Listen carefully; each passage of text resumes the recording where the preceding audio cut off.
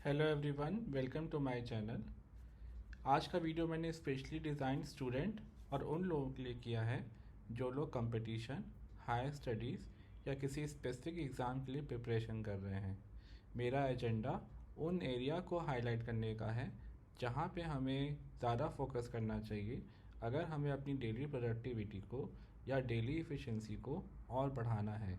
मेरा पूरा इंटेंट इस वीडियो में यही होगा ताकि मैं आपको छोटी छोटी बातें ये बता सकूं कि ऐसी कौन सी पोटेंशियल एक्टिविटीज़ होती हैं हमारे डेली रूटीन में जिनको हमें ज़रूर ध्यान रखना चाहिए, जिनसे हमारा इंटायर प्रोडक्टिविटी या हमारी इंटायर एक्टिविटी इम्पैक्टेड होती है। मेनली जैसा कि मैंने कहा कि ये पूरी वीडियो मैंने स्टूडेंट्स और उन लोगों के लिए ध्यान में रख के बनाया है जो कि सही में एग्ज़ाम के लिए सीरियसली प्रिपरेशन कर रहे हैं और कहीं ना कहीं उन्हें प्रोडक्टिविटी की प्रॉब्लम आ रही है। जो कि बहुत बार ये होता है कि कई बार आप सेम चीज़ बार बार करते जा रहे हैं और आप ये ऑब्ज़र्व ही नहीं कर पाते हैं कि आप उसमें क्या गलत कर रहे हैं। तो होपफुली मेरी ये वीडियो आपको ये बात समझने में ज़रूर मदद करेगी। चलिए आगे बढ़ते हैं। सबसे पहली और सबसे इम्पॉर्टेंट चीज़ जो हमें समझ लेनी चाहिए वो है क्विक असेसमेंट। क्विक असेसमेंट मैं इसलिए कह रहा हूँ कि हर बार हम कोई एक्टिविटी करते हैं और अगर हमें चाहिए कि हमें उससे एक्सपेक्टेड आउटपुट मिले तो कभी कभी या मोस्ट ऑफ द टाइम मैं तो ज़रूर क्विक असेसमेंट कर रहा होता हूँ, जिससे मैं ये इवेलुएट कर पाता हूँ कि क्या मेरी जो एक्टिविटी है वो सही हो रही है या नहीं हो रही है, या मुझे वो एक्सपेक्टेड आउटपुट उस एक्टिविटी से मिल भी रहा है या नहीं मिल रहा है। अगर मैं इसे दूसरे शब्दों में कहूँ तो असेसमेंट का मतलब ये भी है कि जहाँ पे हम अपनी डेली रूटीन और डेली एक्टिविटी को सर्टेन क्वेश्चन या सर्टेन क्राइटेरिया पे इवेलुएट करेंगे ताकि हमें ये समझ में आ जाए कि क्या हम अपने दिन को सही तरीके से यूज़ कर रहे हैं या नहीं कर रहे हैं। होपफुली आपको क्विक असेसमेंट समझ में आ गया होगा और इस चीज़ को मैं आगे भी अच्छे से या डिटेल में डिस्कस ज़रूर करूँगा ताकि मैं आपको ये बहुत अच्छे से समझा दूँ कि क्विक असेसमेंट या अपना डेली असेसमेंट करना क्यों ज़रूरी है, स्पेशली कब या स्पेशली उस समय जब आपको अपनी प्रोडक्टिविटी इंक्रीज़ करनी है। एट अ हाई लेवल आपको क्विक असेसमेंट समझ में आ गया होगा। अब हम प्लानिंग के ऊपर फोकस करते हैं, जो कि हमारी डेली एक्टिविटी या डेली रूटीन में प्लानिंग एक बहुत बड़ा रोल प्ले करता है। और ये इतना इम्पॉर्टेंट है कि अगर आपने प्लानिंग सही से की है अपने दिन की तो डेफिनेटली आपका आउटकम भी अच्छा होगा। Most of the time as a student हम बहुत बार ये गलती करते हैं कि हम अपने दिन को एज अ रूटीन स्पेंड करते हैं और ये सोच लेते हैं, ये एज्यूम कर लेते हैं कि हमारा दिन तो एक रूटीन की तरह ही होना चाहिए। वहाँ पे हम ज़्यादा प्लानिंग या नई चीज़ें एक्सपेरिमेंट नहीं करने की कोशिश करते हैं, बल्कि एज अ स्टूडेंट और एज अ टाइम जब आप कुछ चीज़ प्रिपेयर कर रहे हैं स्पेशली एग्ज़ाम या कंपटीशन के लिए, तो बहुत ज़रूरी है कि आपकी एक्टिविटीज़ प्लान होनी चाहिए जिससे आप अपने दिन में मैक्सिमम एफिशिएंसी को पा सकें। एट द सेम टाइम हमेशा और हर एक्टिविटी में ऑप्टिमाइजेशन की बात ज़रूर सोचें। मैं इस ऑप्टिमाइजेशन के बारे में डिटेल ज़रूर बात करूँगा, पर मैं पहले क्विकली आपको कुछ और इम्पॉर्टेंट पॉइंट्स के बारे में भी बताना चाहता हूँ। अभी तक हमने क्विक असेसमेंट और प्लानिंग के बारे में बात कर ली। अब हम लिस्ट ऑफ एक्टिविटीज़ के बारे में बात करेंगे। पर उससे पहले मैं आपको ये बताना चाहता हूँ कि जिस तरह हमारे लिए असेसमेंट और प्लानिंग बहुत ज़रूरी है हमारे दिन को अच्छा और प्रोडक्टिव बनाने के लिए, उसी तरह लिस्ट ऑफ एक्टिविटीज़ भी हमारे दिन को अच्छा बनाने के लिए बहुत ज़रूरी है। तो स्पेशली अगर आप अपना दिन अच्छा चाहते हैं तो आपको एक्टिविटीज़ बहुत अच्छे से समझ में आनी चाहिए। मेरे हिसाब से एक्टिविटीज़ दो पार्ट में कैटेगराइज की जा सकती है। पहला होता है प्लान एक्टिविटी और दूसरा होता है अनप्लान एक्टिविटी।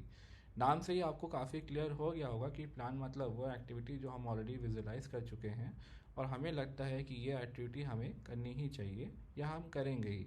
अनप्लान एक्टिविटी वो होती हैं जो हमने प्लान नहीं की है बट फिर भी हमें वो करनी पड़ रही है या करनी चाहिए या करनी पड़ सकती है। हम इसे और भी अच्छे से समझेंगे जब मैं आपको इसके बारे में एक एग्जांपल दूंगा और इन सारी चीज़ों को एक साथ रिलेट करूंगा।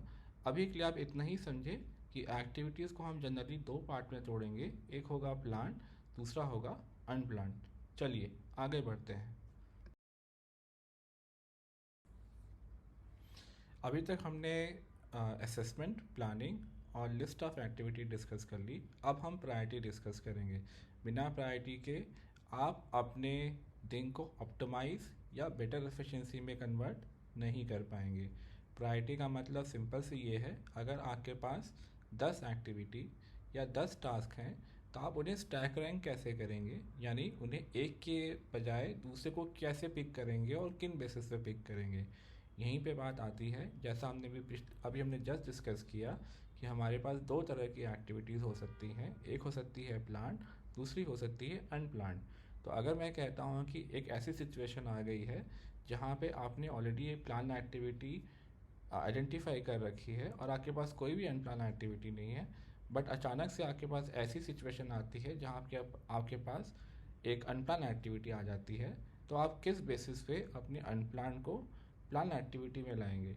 इसके लिए बहुत ही सिंपल से अप्रोच है कि मान लीजिए, मैं आपको एक एग्जांपल से समझाता हूँ कि मान लीजिए आप स्कूल गए, आपने ध्यान नहीं दिया और टीचर ने एक असाइनमेंट दिया है जो आपको अगले दिन सबमिट करना है। आपने वो मिस किया और आप घर आ गए। घर आके ही आपके एक दोस्त ने आपको फ़ोन किया कि वो वही असाइनमेंट कर रहा है जो टीचर ने बोला है और जिसे आपने मिस कर दिया। अगर आप देखें तो आपने तो अपना दिन प्लान ही कर लिया है कि आप कौन से एक्टिविटी परफॉर्म करने वाले हैं, बट ये अनप्लान एक्टिविटी आपके पास आ गई है और आपको ये मालूम है कि अब ये एक्टिविटी आपको पिक करनी है। क्यों? क्योंकि ये इम्पॉर्टेंट है। तो प्रायोरिटी आपके इंटायर डे में बहुत इम्पॉर्टेंट है। आप कौन सा टास्क किस समय और कब करने वाले हैं, प्रायोरिटी आपको इसमें बहुत मदद करेगा और इसके बेसिस पे ही आप अपने टास्क या अपने प्लान एक्टिविटी या अपने लिस्ट ऑफ एक्टिविटी को स्टैक रैंक करेंगे और उसी को टारगेट करेंगे, जो कि ये डिसाइड करेगा कि आपका दिन प्रोडक्टिव है या नहीं है।